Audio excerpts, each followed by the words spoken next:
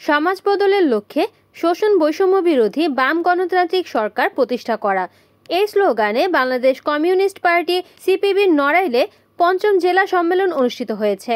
এ উপলক্ষে 4 সেপ্টেম্বর বৃহস্পতিবার দুপুরে জেলা পরিষদ চত্বরে জাতীয় ও দলীয় পতাকা উত্তোলন করে সম্মেলনের উদ্বোধন করা হয়। উদ্বোধন করেন বাংলাদেশের কমিউনিস্ট পার্টি সিপিবির প্রেসিডিয়াম সদস্য লক্ষ্মী চক্রবর্তী। এ সময় উপস্থিত ছিলেন ভিপি ও কেন্দ্রীয় কমিটির সাধারণ সম্পাদক রাকিবা আহসান মুন্না, কেন্দ্রীয় কমিটির সদস্য রেন্দ্র দেব, নড়াইল রাকসুর সাবেক জেলা কমিটির সভাপতি বিএম বরকতুল্লাহ, সাধারণ সম্পাদক অঞ্জন রায় সহ সম্মেলনে উপস্থিত ছিলেন নেতাকর্মীরা।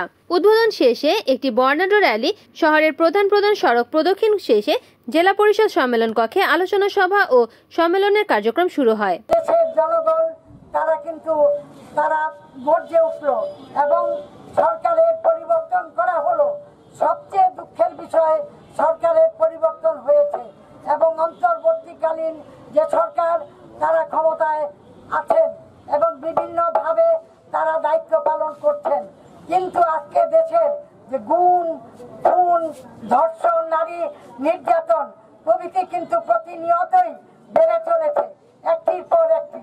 আপনারা জানেন সারা দেশে কিভাবে নারীরা নির্যাতিত হচ্ছে।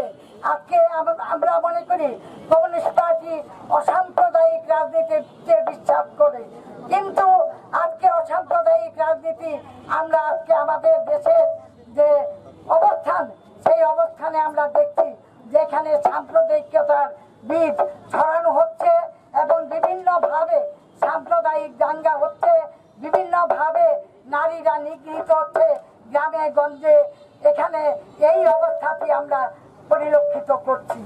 আজকে আমরা বলতে চাই যে এই অবস্থার আমরা পরিবর্তন, এই কেন্দ্রীয় কংগ্রেসে আমাদের নতুন দিনের কর্মসূচি ঘোষিত হবে এবং আমরা কমিউনিস্ট পার্টির লড়াই।